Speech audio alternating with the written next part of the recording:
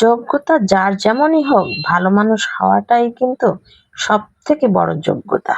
আসসালামু আলাইকুম, অনেকদিন পর চলে আসলাম একটা লং ভিডিও নিয়ে। কেমন আছেন সবাই? এই তো আজকে আমি আমার ভিডিওতে ইফতারের সামান্য কিছু আয়োজন শেয়ার করব। রমজান মাসটা আসলে খুব ব্যস্তভাবে কেটে যাচ্ছে। খুব নিজের মতো করে কোনো কিছুই করতে পারছি না, এতটা ব্যস্ত। তারপর হচ্ছে গ্যাস নেই, আর গ্যাস যদি থাকতো তাহলে হয়তো কিছুটা সহজ হয়ে যেত। তারপর ভয়েস দিয়েও শান্তি নেই, রাস্তার এপাশের গাড়ির আওয়াজ, ওপাশের মানুষের আওয়াজ, দরজা জানালা সব বন্ধ করে দিয়েছি, তারপরও এই অবস্থা। আর রাত 2টে 3টে বাজে তো আসলে ভয়েস দেওয়া যায় না, কারণ সকাল থেকে শুরু করি, রাত 1টা 1:30টায় ক্লান্তি শেষ হয়, কাজ শেষ হয়, তারপর আবার চেহারির জন্য উঠতে হয়। এভাবেই চলছে জীবনযাত্রা আর কি। ইন্ডাকশনে রান্না করতে হয়, কারেন্টের চুলায় রান্না অনেক দেরি হয়ে যায়, অনেক সময় লেগে যায়। এই জন্য নিজের মতো করে ইফতারের আয়োজনটাও ওরকম সুন্দর করে করতে পারছি না। তাই অনেকদিন পরে ইফতারির ছোট্ট একটা ভিডিও ক্লিপ শেয়ার করছি। এই তো আলুর চপ বানাবো, তার জন্য আমি আলুর চপের মধ্যে হচ্ছে কিছু বাসায় তৈরি মশলা এবং ছাদ বাগান থেকে নিয়ে আসা ধনিয়া পাতা কুচি এবং চিলি ফ্লেক্স দিয়ে আমি আলুর চপটা মেখে সুন্দর করে গোল পাকিয়ে নিয়েছি, আর ওটা রেখে দিলাম। আগে আমি একটুখানি পেঁয়াজও ভেজে নিব, আর হচ্ছে 2-4টে ভাজলেই হবে, কারণ এখন মাত্র 15 মিনিট বাকি আছে ইফতারের। ভাবা যায়, মানে কি বলবো, সব রেডি করে নিয়েছি। আর একটু শপিং এ গিয়েছিলাম, শপিং এ যাওয়ার কারণে অনেকটা দেরি হয়ে গেছে। আর অন্যদিকে হচ্ছে আমি অল্প কয়টা পেঁয়াজ এখানে ভাজছি।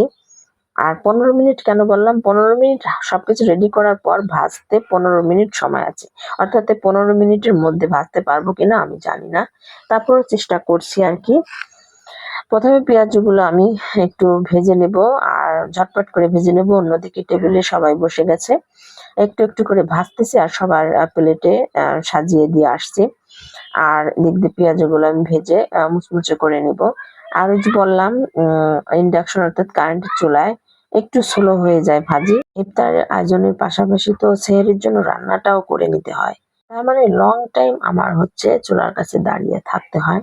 আর এই রোজা থেকে সত্যি খুব কষ্ট হয়ে যাচ্ছে, এটা আসলে বলার না। পেঁয়াজও ভাজার পরে হচ্ছে আমি কিছু আলুর চপ এবং বেগুনিও ভেজে নেব। আর আজকের ইফতারটা মানে এতটা সময় সংক্ষিপ্ত ছিল, মার্কেটে যদি না যাওয়া হতো তাহলে এমন অবস্থা হতো না। তারপর সবাইকে টেবিলে আমি ইফতারগুলো রেডি করে দিয়েছি, শুধু ভাজতে যতটুকুন দেরি হয়। আর আমি তো বসে খাওয়ার আসলে সময় ছিল না, এতটা ব্যস্ত থাকি, চুলার কাছে দাঁড়িয়ে দাঁড়িয়ে হচ্ছে আমার ইফতার করে নিতে হয়, এমন একটা অবস্থা। একদিকে ভাজাভুজি শেষ করি, আর অন্যদিকে হচ্ছে সবকিছু রেডি করে নেই।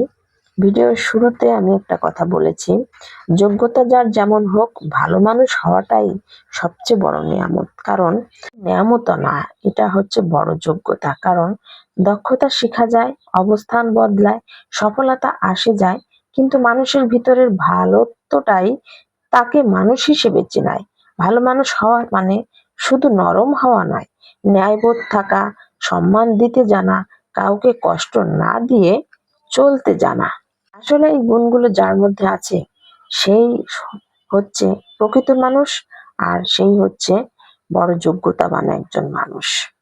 এই গুণটা যেন প্রতি ঘরে ঘরে প্রতিটি মায়ের সন্তানের যেন হয়। আমার একটু ঠান্ডার সমস্যা আছে, টনসিল প্রবলেম লেগেই থাকে, যার কারণে কণ্ঠের অবস্থা আমার সবসময় এমন ভারী হয়ে থাকে, আমি চাইলেও সুন্দরভাবে ভয়েস দিতে পারি না। এই জন্য কণ্ঠটা একটু চাপা চাপা অবস্থায় আসে। একটু কষ্ট করে ভিডিওটি দেখে নিবেন। আর বাইরের কথা বললাম, এই যে এত শব্দ, রাস্তার বাসার দুই পাশেই হচ্ছে মেইন রোড, গাড়ি চলার আওয়াজ, মানুষের কথার আওয়াজ, মানে কি বলবো, এর থেকে আমি মুক্তি পাচ্ছি না, ভিডিওর কোয়ালিটিও ভালো হচ্ছে না।